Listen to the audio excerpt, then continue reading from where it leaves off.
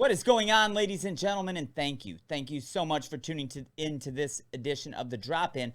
I have to tell you, we've been sitting here shooting the breeze for like a half hour, and it was difficult to start the show. This dude next to me, my friend Wyatt, we could seriously talk for hours and hours and hours and just feed off of each other. But the goal of this show is to bring you stories from every different walk of life, how people got to where they got to, and this gentleman, I'll tell you what, we've done some magic together. We did some filming a couple years ago, which the link is below this show. You'll be able to see that video. But June 11th, the event, I got to work with this young man named Garold, and he was actually bigger than me, and it was just awesome. We got to go out on the ice, and I helped him, gave him some tips on how to ice skate, and we're going to talk all about that event, plus what we're doing in the future with Hockey Mentors. So I want to introduce you, the wonderful drop-in audience, to my friend, Wyatt Lucas. Wyatt, what's going on, brother?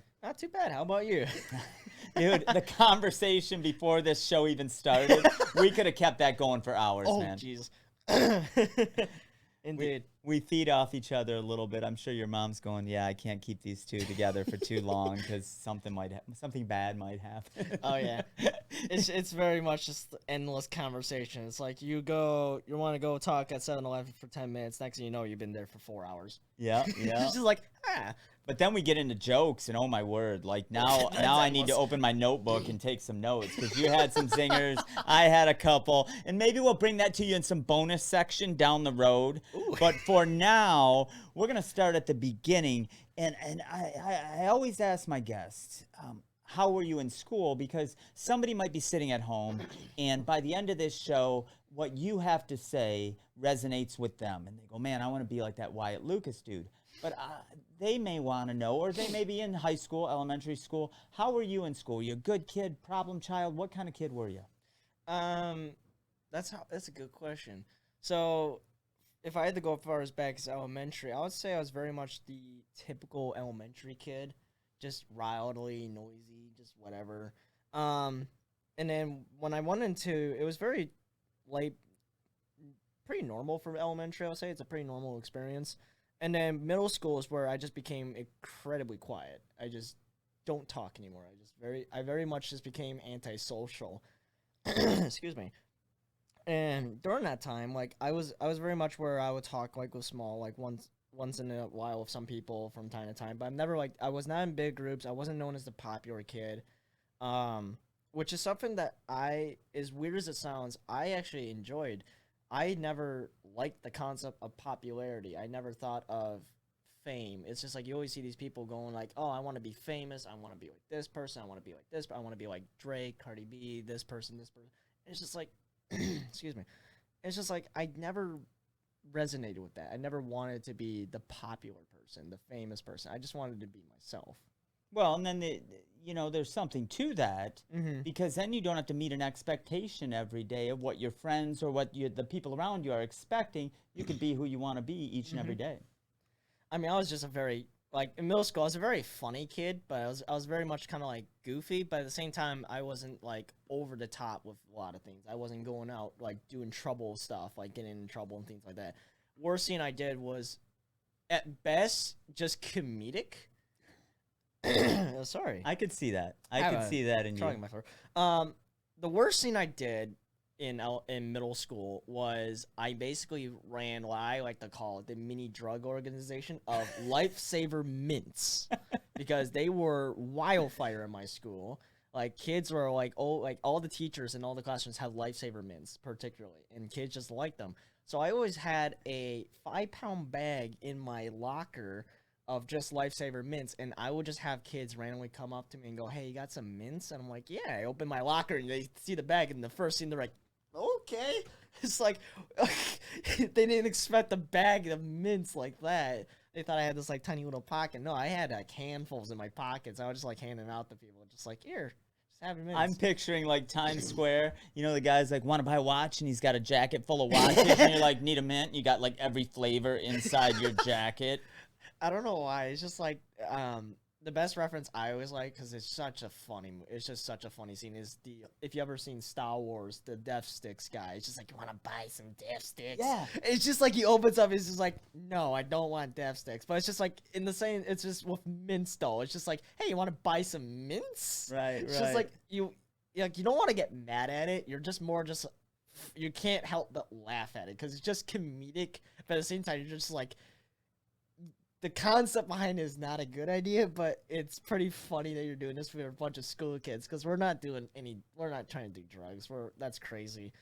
We're a bunch of just stupid kids that are just like trying to find some way to entertain ourselves. And Right. that's just how I entertained myself throughout school, because I was very much the small group people. I had like a group of friends of 4. And that's just how I just entertained myself the entire time while I was in school, is I would just be the mint dealer. And that's how people would refer to me, as like the mint dealer. And just like a teacher goes, who's the mint dealer? And everyone did not say a word. That's funny. That's really funny. And you're wearing a hockey jersey. Oh, yeah. Hockey has been a pretty big thing in your life up to this point. When you started playing hockey, what instigated you to do that? For me, I got to see my cousin play at a young age. I was 3 years old. We went to the ice rink. My older cousin was playing, and I'm like, I want to do that. Like, my parents didn't have to push me or anything like that. I'm just like, I want to learn how to do that. I learned how to ice skate, started playing hockey at 4 years old. What instigated you to play ice hockey? I always love this story, because it's funny, because it was a debate between my mom and my dad. And my mom wanted me to learn how to swim, as being here in Michigan, having the Great Lakes, and many, many, many lakes. It's always a good idea just to learn how to swim, because it's for like life safety and stuff like that and whatnot. But my dad wanted me to learn how to play hockey, because when he was growing up, he always watched hockey, especially with his dad and stuff like that. So it was a debate between the two of them that went on for, I don't know, 2 or so years when I was a kid. And eventually my dad ends up winning this debate, and now I get to start skating. So I started skating at the age of 4, and I got my first team at, I think, 5, late 5. So the thing I always like to go off with this, my joke with it, is that I'm a decent player, but I'm not a great swimmer. So, I mean, I can keep afloat, but if I'm not winning any gold medals, if bronze. You can tread water, though. You wouldn't die if you fell in the lake. Oh, no. All right. That's the best I could do. Just checking. But you're a heck of a hockey player.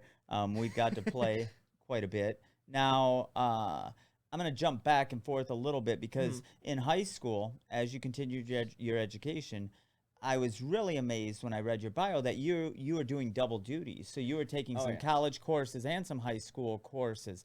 How did that come about? Was that your choice? Did you already know you were going to get into biotech, biomed at that point? Or did you just know you were going to go into advanced education, let me do something here? Oh, okay. So the funny thing with that is that was an idea that came up because it was something I learned of later on, right as I was in high school. I particularly went online school. It just felt better for me being able to just be more free with stuff like that and having more free time being online. And I think it was my sophomore year is when I learned about dual enrollment, or about the beginning of sophomore. And I hear about this way, and it's basically you just take college classes while in high school, and what you can do is actually you can transfer those credits, and when you do that, you save yourself a lot of money depending on where the college you go. And for me, I want to go to Lawrence Tech to go into BME, or biomedical engineering, is the kind of thing I'm very interested in going into, and I want to try my hand at and see if that's what I want to be.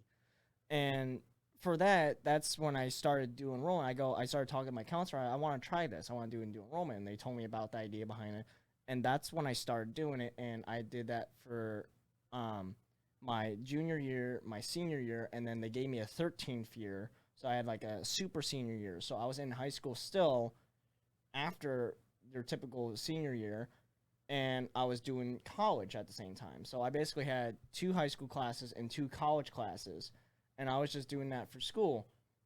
So once I passed high school, I graduated not a little bit ago.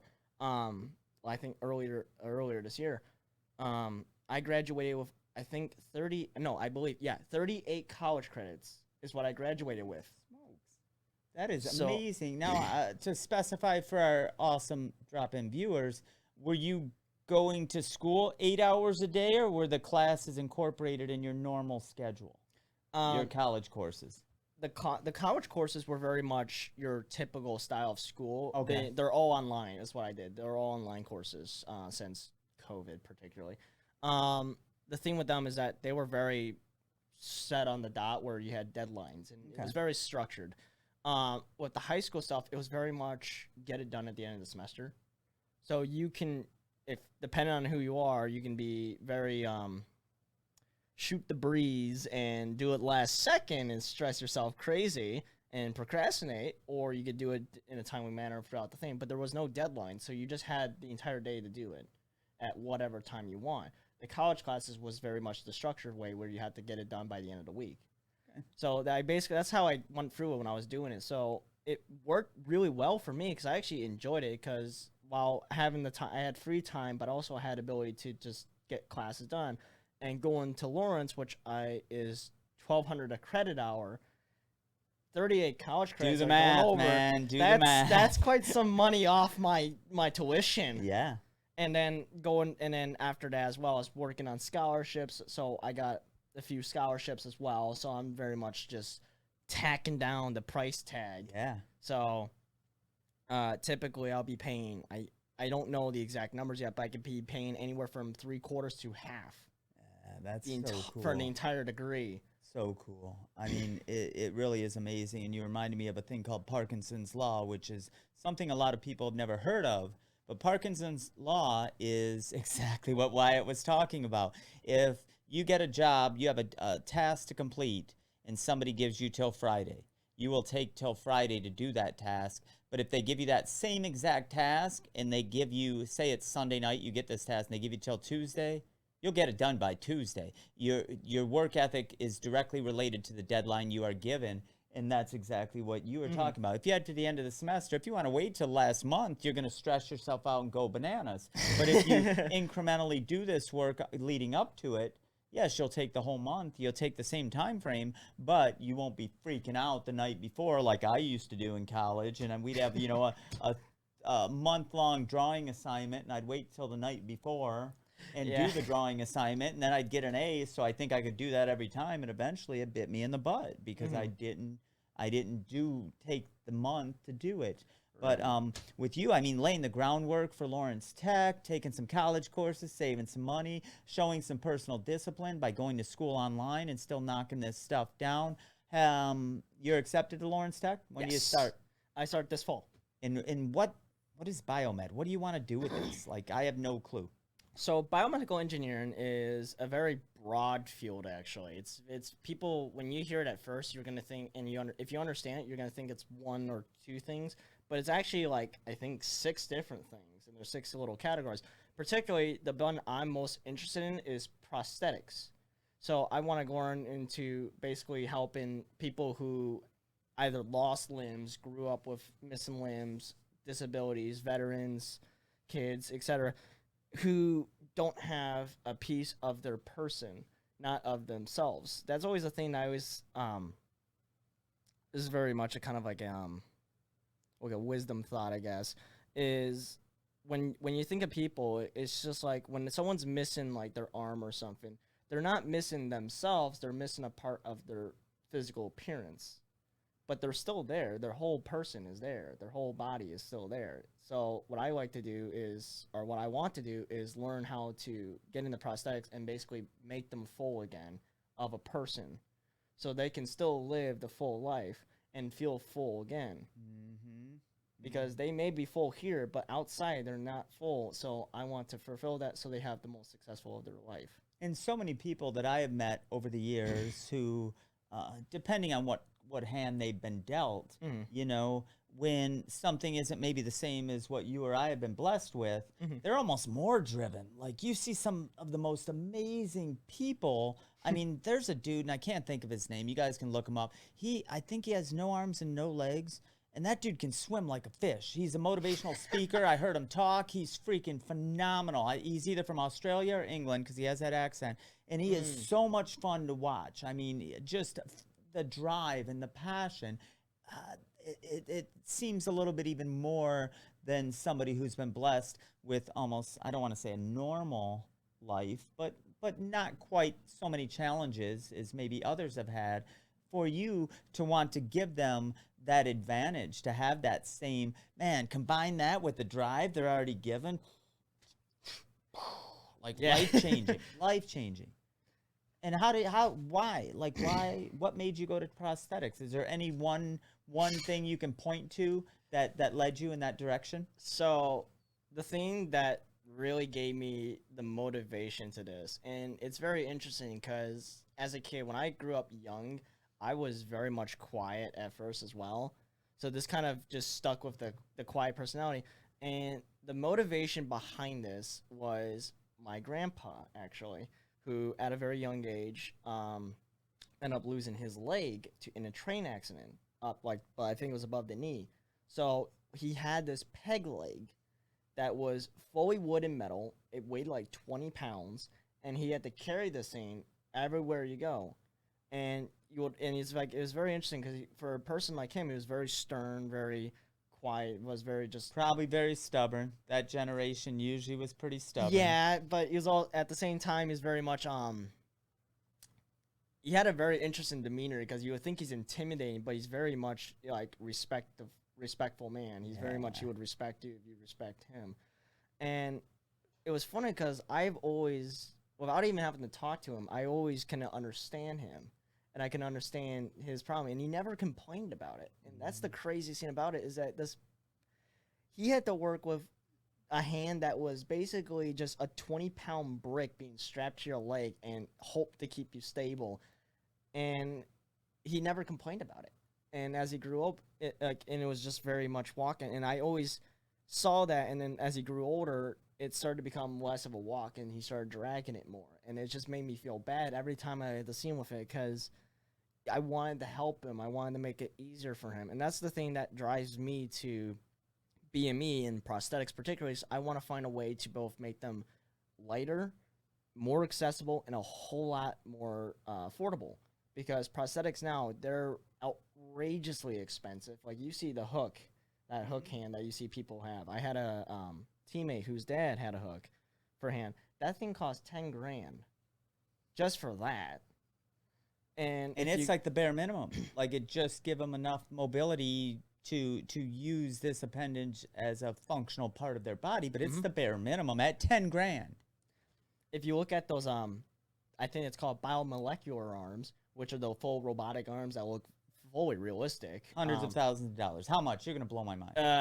The last one I've seen was, if you wanted it, you're going to take probably 2 mortgages out of your house. Wow. Or 2 set loan, or actually, how's that work? Is the remortgage the house. Yeah. Remortgage the house twice, because it's about 100 grand, if not more. I remember reading an article of a veteran who lost both his arms. He pays upwards, his insurance, I think, is thankfully covering him, $2.1 million a year. Wow. For the 2 molecular arms, but he's able to have full mobility and actually have hands. But the problem is, $2.1 million. Yeah, the normal everyday person can't even begin to afford that. And that's just like, it hurts because like he's blessed to have, the ability to actually have his arms, but at the same time, at what cost? It just goes back at you. It's very much a double-edged sword, and it's just like, that's the thing I want to find a way to fix. I like that peg leg that my grandpa had. I've always just saw that, and I just felt bad because it grew heavy, and it actually started, and he had to drag it, and it didn't fit well, and it's just like, you can't get another one. And he didn't want to get another one because it was just a process, and he didn't want to go through it and everything. Very much that stubborn mentality. But at the same time, it's just like, you want to do something about it. You want to help. And they don't want the help. That generation, yeah, he probably was working 3 jobs, painting the house on his vacation. Like my grandpa, that's the way he was.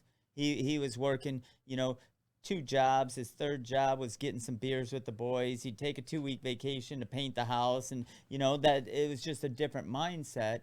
And they were very, and I guess there might be a different word for it, but we'll go back to stubborn. I don't need help. I can take care of myself. I'm good myself. Yeah, exactly.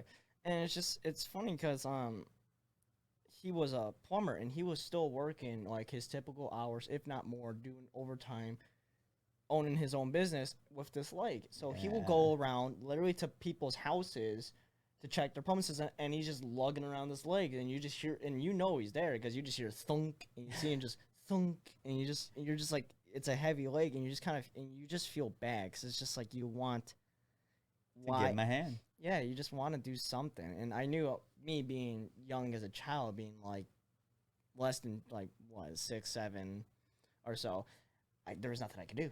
But it had quite an impact on you because now we're, 11 years later, 10 years later, and you're looking to improve other people's lives that have that same hurdle to get over. And that's pretty rad. Take some notes. If you guys did not yet, like that message right there, amazing. Okay, we're done with this interview. You just dropped the bomb, dropped the mic. It's over. That was amazing. But we have more. You and I met, I don't know, a couple years ago, whatever, and we were doing some video stuff, some funny hockey stuff, and it was for your Eagle Scout badge at the time.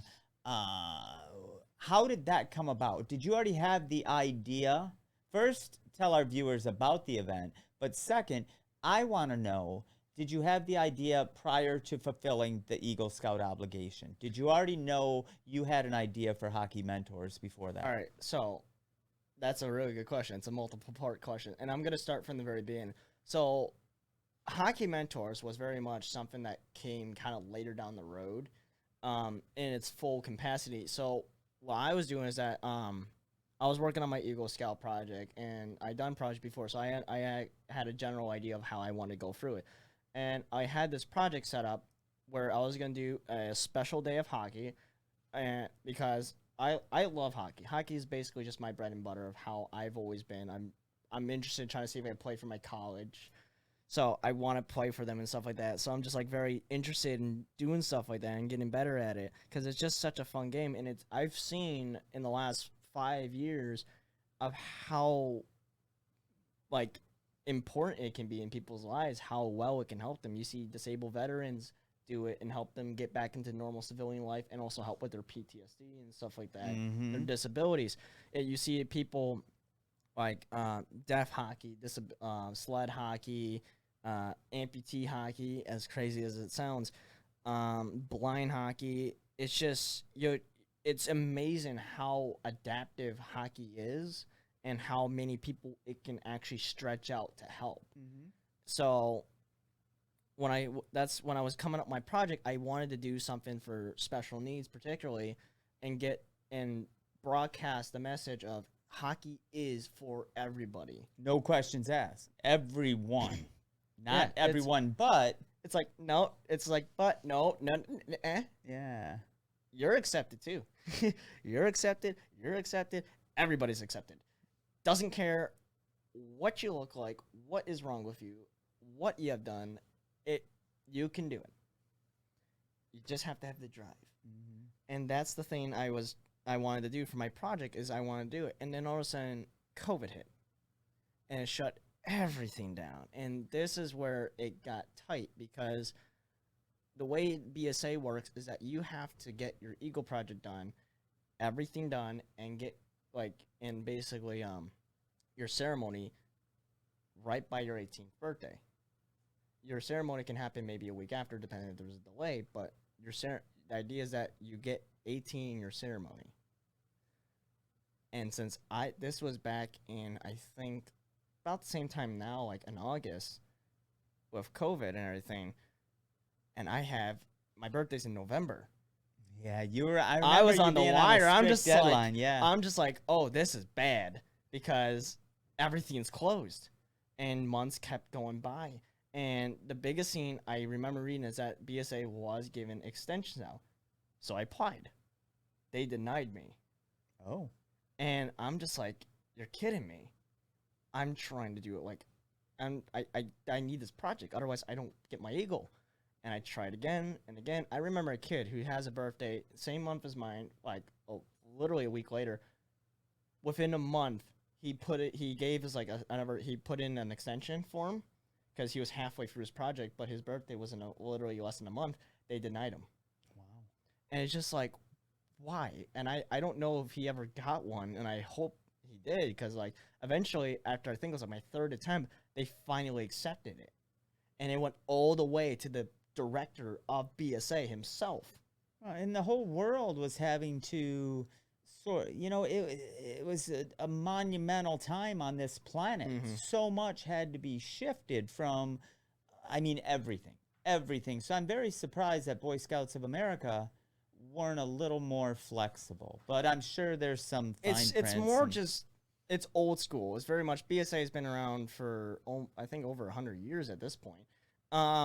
It's just very traditional, and they're starting to change a little out of it, which can be a good sign and bad sign at the same time. But it's just like that traditionality is what kind of made it interesting, because it was very much set values. You kind of had to set values. You had deadlines to work with, and BSA was being very stubborn, and I understand it. And it's not meant to be any like down like crap on BSA, because they're a great organization. But at the same time, you have issues where you kind of run into where it's like you kind of run in these situations where it's just a catch-22, where it's like, yeah, I'm working hard. Just give me a little leeway. Just give me an extra bit of time, because I promise you, I have everything done. And I wouldn't say it's more of the organization, but it's just some people who get up higher in positions. Because I had some people who said things that were, I don't want to say on the show, but it's just like, how can you say that? Because there is so much evidence that goes against that exact statement you say. Right. But they eventually gave you the extension. Yeah, they eventually gave me, and I think it's about 3 months is the extension. Well, in the video, dude, we had so much fun.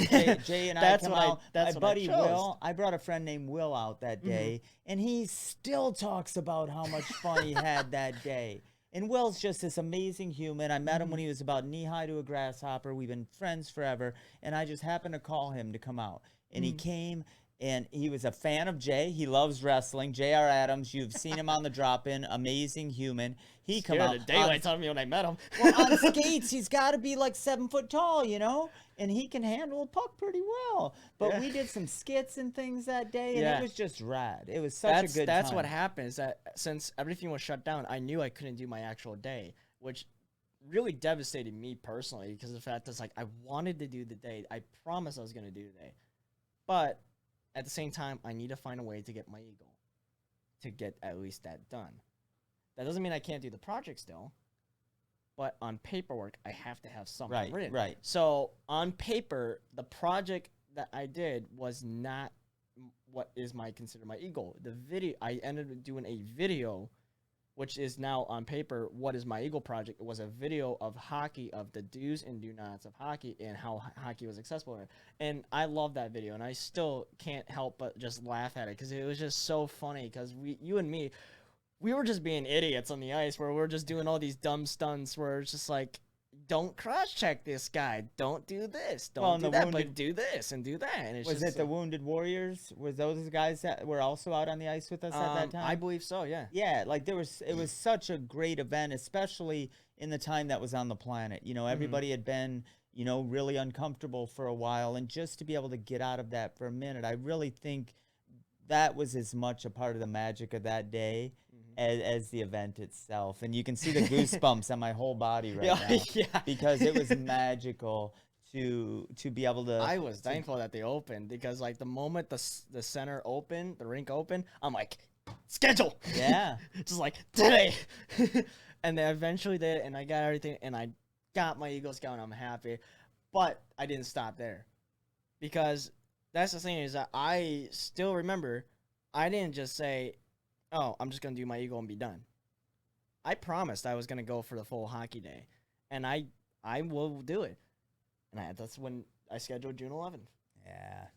Of this year was going to be my full event, and I was going to have all the bells and whistles you could imagine. So I went sponsor to sponsor to sponsor, getting as much money as possible, getting grants, people, all these grants. I can't thank, the sponsors were amazing, because they helped so incredibly much. I had so many donations.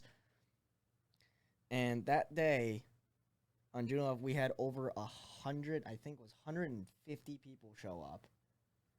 Majority of them were of the disabled, and they brought their family, they brought their friends, they brought cousins. and they just like they had the greatest time ever learning that how adaptive hockey was, learning to get on the ice. I remember being told because since I was running around like a You were. well, a chicken off without its head.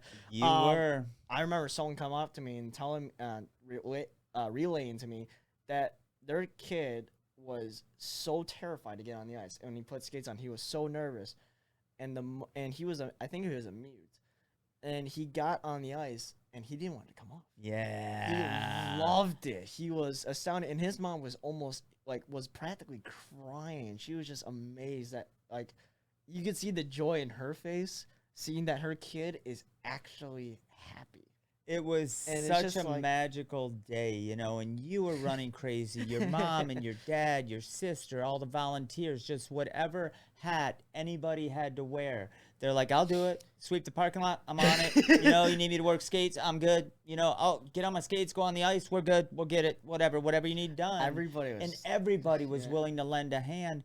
And it was, for me, because I was fortunate to be there and be a part of it, to see somebody come in on a wheelchair and they're decked out in Oakland Grizzlies hockey or Red Wing gear, and you know they are passionate about the game, and what you put together helped them get even closer to that passion. And I think that was a lot of the magic for me. And I don't want to get all choked up on you guys, but I mentioned at the beginning of the show, I believe I got to help out with Garrett. And man, we had so much fun together. And his mom was hanging out, and we just got on the ice and skated around. And I'm like, you know, how far you want to take this? You know, and we just had a great time. I didn't even think about taking a picture. And finally, his mom's like, well, can I take a picture of you guys? And I'm like, of course you can. Like, but I think I was having as many as you want. I was as fired up as he was to be out there and doing that. And it was just, it was a wonderful event. It was incredible. And you actually, we have another event coming up. Yes. And that's the 24th of July. Mm-hmm. And what are you doing on that day? So, first, where's it at? Is it back at the Troy Sports Center?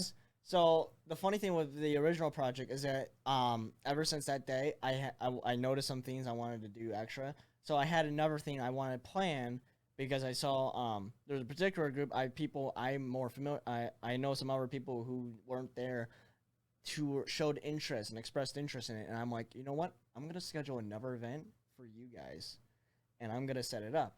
And basically, this event for this 24th is gonna be a day for a bunch of adults of lower disability, where they have maybe spinal injuries, leg disabilities, amputated. It doesn't matter. We're going to give you sled, and we're going to get you on that ice, and we're going to have and show you how much fun you can have on this. And it's just amazing because, like, the last time at the main event on June 11th, we had guys on sleds who just loved it. And we had some people who weren't disabled get in the sleds, and they're just, like, struggling trying to keep up with these people.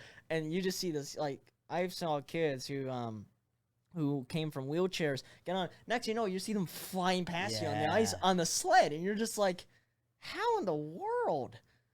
Yeah, I saw a young lady out on the 11th, and I had done an event with a gentleman named Mike Ward a few months before, and I got in one of those sleds, and I'll tell you, I was terrified. I had no idea what I was getting into. I'm like, I don't even know what I'm doing here. And they're like, we'll size you up for the sled. Here's some sticks. No idea.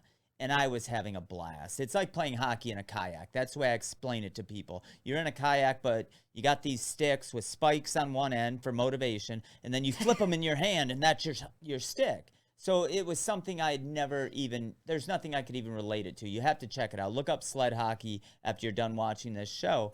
But one of the young ladies who kicked my butt at Mike Ward's event was at the event on the 11th, and man, I was like, you are amazing. She had like a hat trick in the game, and she's probably 12, 13 years old, just this bright-eyed young lady, great smile, and you put her in a sled, it's like freaking Wayne Gretzky, man.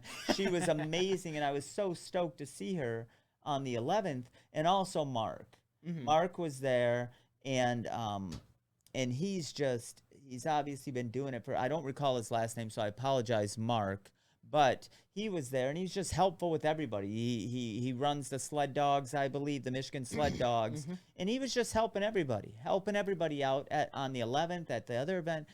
Is he possibly going to be there on July 24th? I'm inviting him again. He's actually our biggest helper with all the sleds because he's got all these sleds. Oh, he's got sticks and everything. Yeah, he's got everything. It's just funny because when you say playing in the kayak, it makes sense. Just think of your paddle, but being cut in half and short. Yeah. And you're just like, okay, so I gotta like somehow use a foot-long stick with like spikes to help moment myself forward, and then I gotta somehow slide my hand out and use the little blade and somehow shoot. And I've seen these people whip these things, and I'm just like, I thought I had good wrist strength for being on like full typical skating playing. I'm like, oh gads no.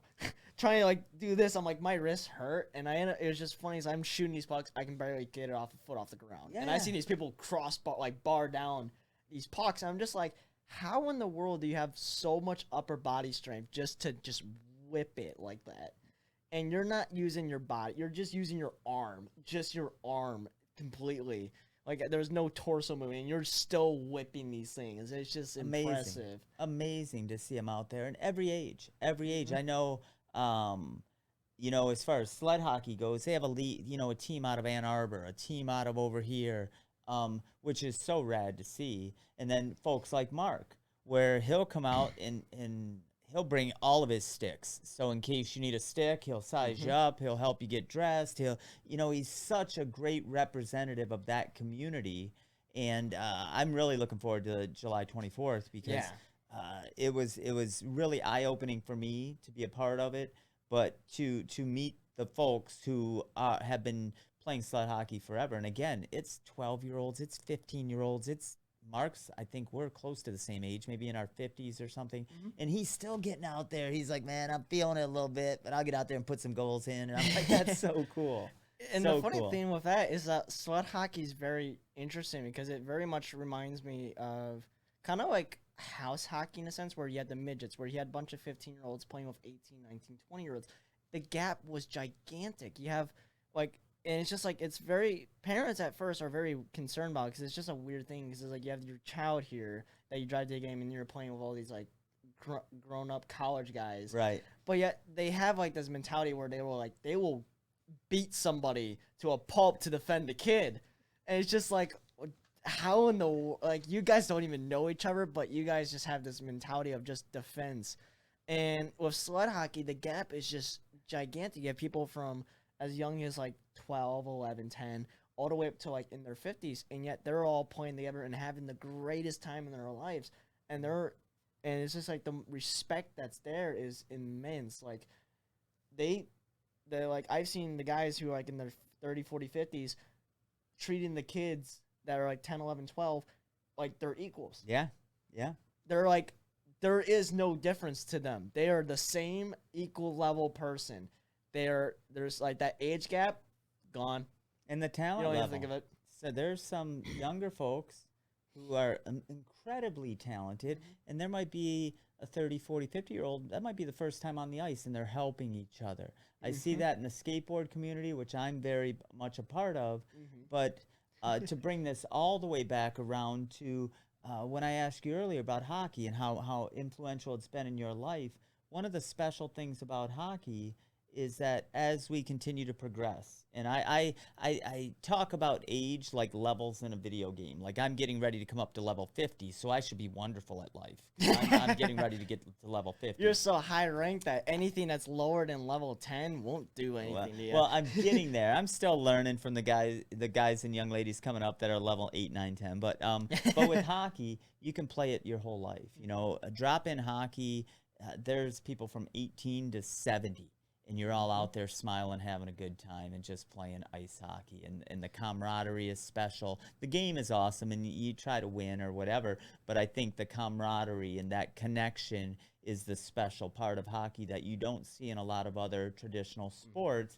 And with sled hockey, it's almost compounded even more because the community is a little bit smaller. And on the 24th, we're going to help bring some more people into the community, huh? I have several people who I actually have a guy who has I think it was ALS or MS. So they're stuck in a wheelchair. They're not able to use their legs. But they're incredibly interested to come on the ice with this. And they're like, this might be an outlet for me. Yeah. Because that's how this whole project came up about. June 11th was idea to show an outlet, and it's just an outlet to all the parents and all the kids.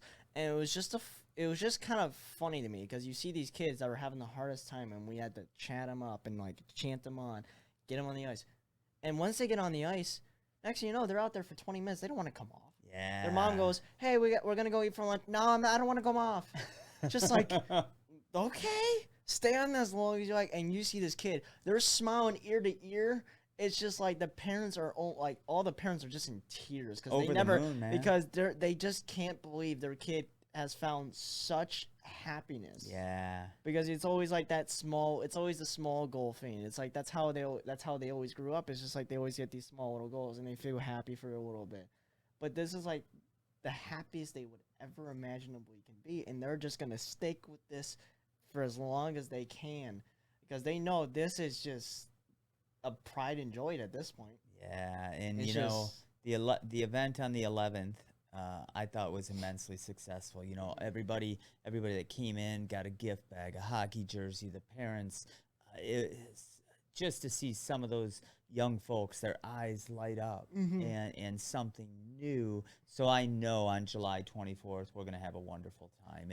And make sure, you mark your calendar because, folks can come out and check it out. You can donate. You can come out and help. It is magic. It is magic, and that's, I believe, one of the most wonderful things about Hockey Mentors and the things you're doing. And we're going to come back to it, remind you all to definitely mark your calendars. But not only do you do all this stuff we've been talking about, Lawrence Tech, Hockey Mentors, you're wearing a pretty cool hat. Yes, I am. And, there's a reason for that. Because not only you're doing all this other stuff, you're a firefighter, you're doing EMS, you're teaching life-saving tactics to people. Are you chasing the, that whole daring lifestyle? Because being a firefighter is no joke, and that's what you're doing. Almost not, I guess, for fun. How did you get in? What prompted you to do that? Because that's what I do. I try to instigate the audience to see what my amazing guests are doing, and maybe they want to have a part of that. What prompted you to become a volunteer firefighter? Yeah, so the thing with the first thing is that it's volunteer. Keep in mind, I'm not paid a dime. A volunteer firefighter. People can't even find employees they want to pay right now, and he's volunteering to run into burning buildings. Come on, man.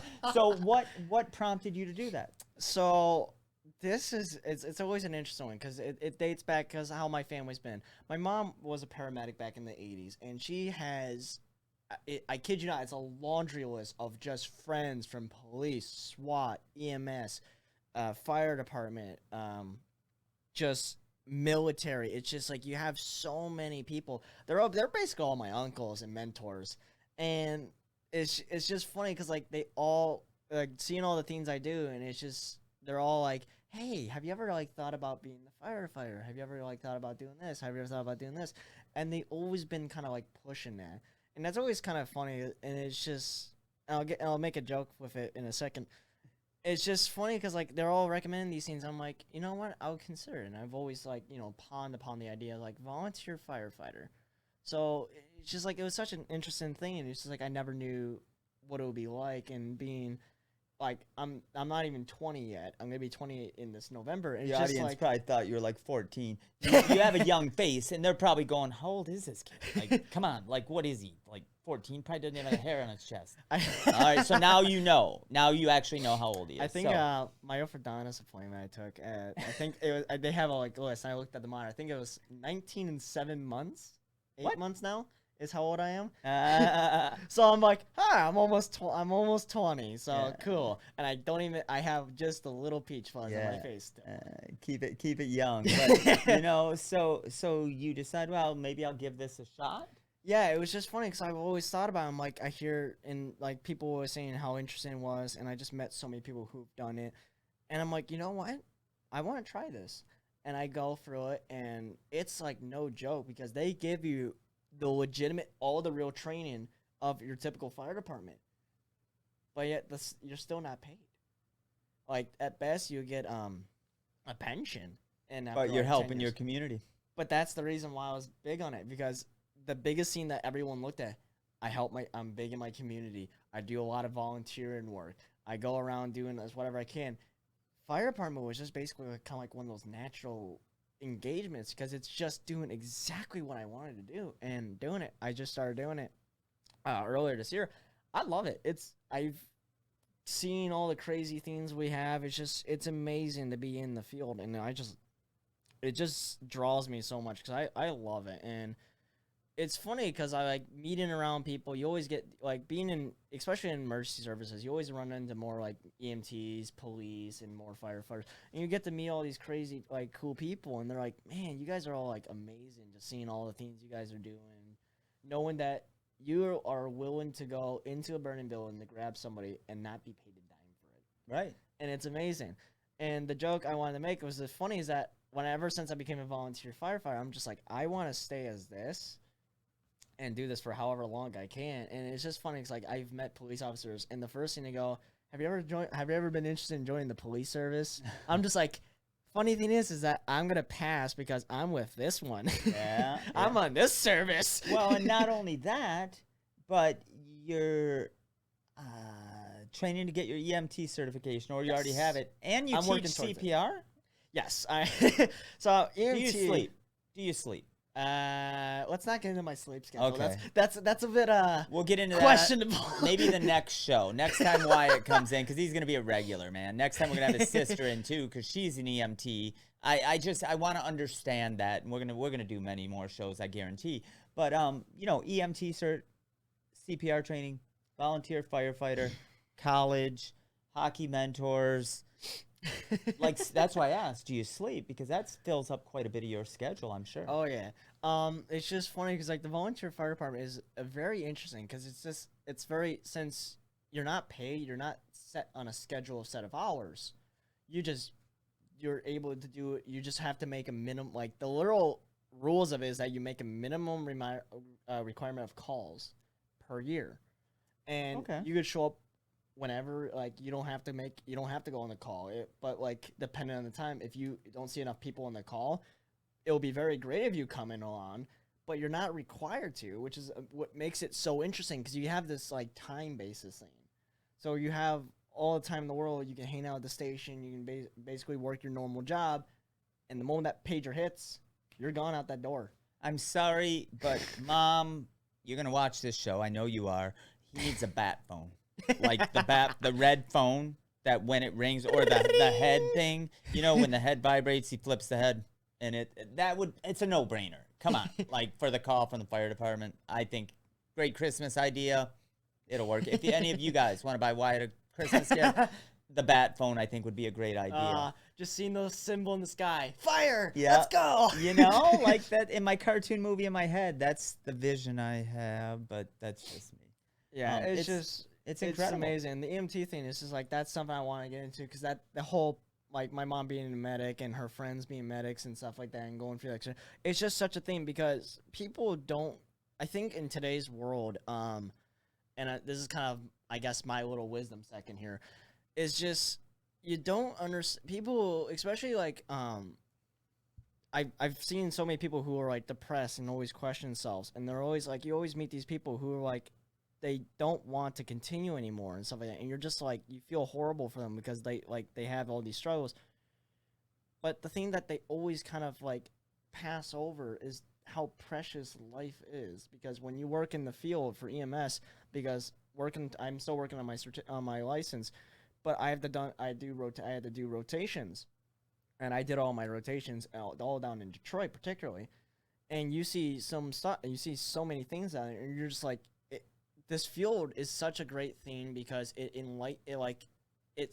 scares you because of how like the stuff you see, but at the same time it opens your eyes up to the reality of the world. It opens up your how the world really is, and how precious life can be, because you this is kind of a grim way to look at it, but when you look at it, it's like you see this person and you meet them one day and you have like this great conversation.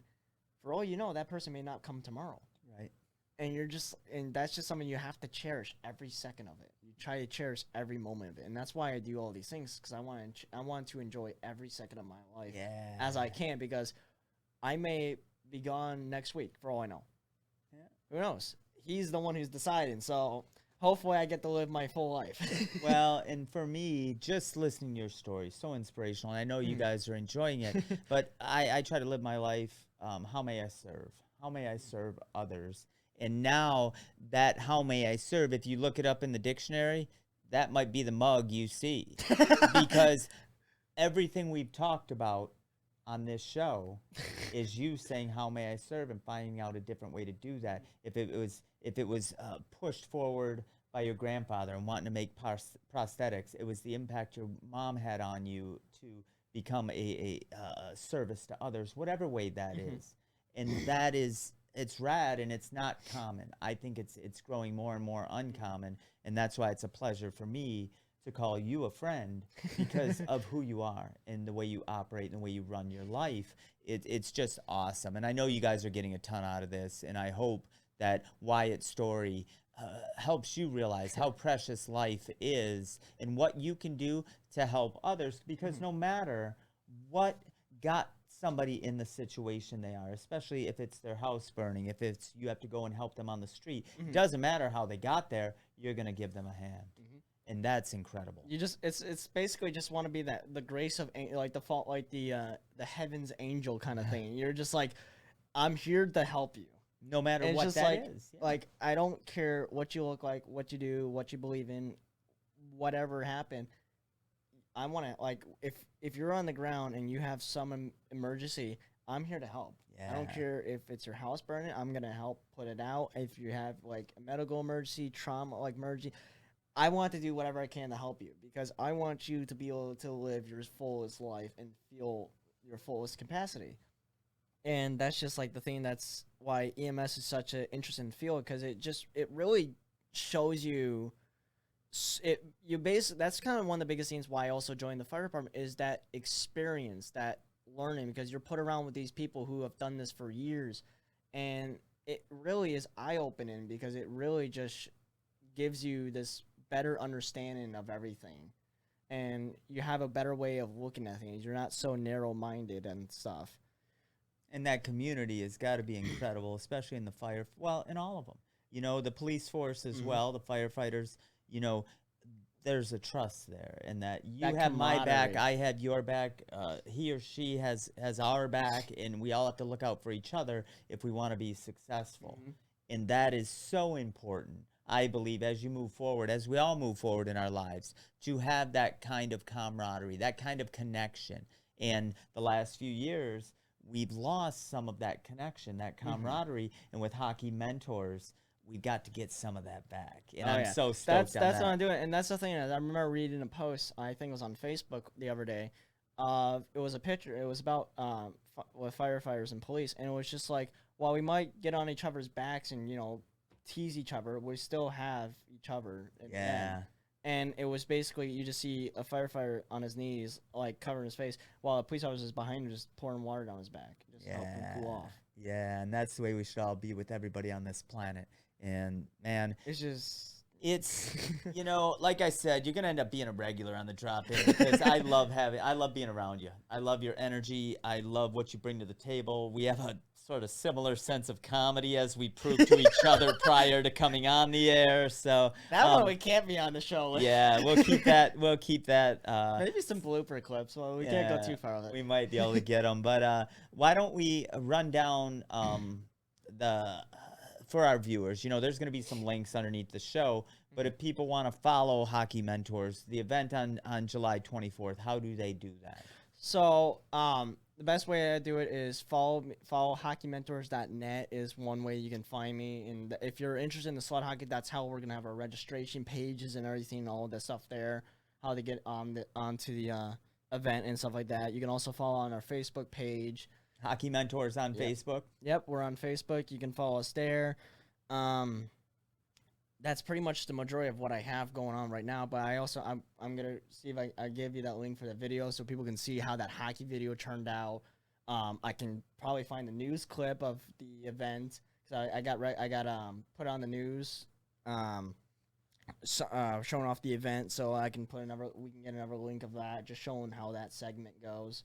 Cool. And we're just going to grow it. You know, the more people we can This inspire. turned out so much bigger than I ever imagined, because originally the idea behind this, when I first came out with the project, was it was just going to be kind of one-time deal. And next thing I know, I had people going up to me saying, either how can I get my kid in skating lessons, or how can I get my kid in the sport, or when's your next event? I see within 2 to 3 years, you're going to have a team. Like of people, and I don't think you're gonna have to look too far from it, because the energy at the arena on June 11th, and I'm sure it's gonna be the same on July 24th. Everybody was acting like Wyatt. How can I serve? How can I help? Where do you need me? And that's just it. It was such a good day for everybody, and I'm sure people went to bed that night. And they were like, "Man, that was awesome." The kids probably had the best sleep ever, because they worked themselves until like they literally couldn't skate anymore. Yeah, and they're just like they're gonna have a soundless night. Yeah, and the only problem, and I'll tell you the problem with the event, and I tell anybody who starts skateboarding, I see people like they had their daughter out on a skateboard, and I said, "Be careful." Because it becomes a lifelong addiction that you can never stop. And hockey is the same way. For some of those folks who got on the ice for the first time, and they're dreaming about, they're like brushing their teeth with ice. They're like, they're seeing it. And that's the only extra hard ice part. in their cups for water. That's the only hard part, is because hockey is such a wonderful game that the only bad part is once you start, you're in it. You don't want to stop. You're in it forever. I have met people who've been playing hockey since like my age, and they've been going, and they're like in their 70s, and they're still playing. Yeah. They don't want to get off the ice. They're like, I remember a guy, his dad was playing with him. His dad's like 62 or something, and he goes, "Hey, so Pops, when are you planning on retiring?" His dad goes, "Since when was I planning on getting off the ice, hanging up the skates?" And his son was like, "Okay. I'm sorry, I didn't mean it." Goes, "These skates are staying on my feet where they belong." I'll have the same comment as I have to people that say, "You still ride a skateboard?" Somebody says, "You still play hockey?" I'll be like, "You still breathing?" like seriously, like that's what it is. And that's the way most hockey people are. That they're, I've got to play with some guys who are like 75 who can skate circles around me, and that's just it's awesome. It gives us something to look forward to. But so we got July 24th, hockeymentors.net. Make sure to check it out. Check out the links underneath here if you want to see some of the work Wyatt has done in the past. And if you can, come on out on the 24th. If you know somebody who maybe has a lower body injury and they can't really participate the way they want to in life, this is like the great equalizer, man, because it is so much fun. The smiles can be seen from freaking space. It is amazing. And I want to thank you, Wyatt, for coming on the show. Thank you so much for having me. Oh, dude, the honor is all mine. But yeah, we're gonna have a great time on July 24th, and we're gonna be doing this at least. You're gonna have me on here, because I'm trust me, as I grow up, I'm gonna have so many stories. Oh yeah. I might have to find a journal and start writing them down, because that journal is gonna look like the dictionary. Yeah, by this time next year, it might be the drop-in hosted by Wyatt Lucas. Who knows? Anything can happen. But I want to thank you guys for tuning in. Thank you once again, Wyatt, for coming on. You're always welcome here, as you know. And you guys are amazing. I appreciate you spending the time with us today. Make sure you take notes. And just, if you have to take one thing away from this show, start looking at life. Start looking at the people around you and say, how may I serve? And that's not a sign of weakness. That's a sign of strength. And so thank you, guys. With that, I want to say this is my buddy Wyatt Lucas. I am Garold, Vallie, and this is The Drop-In.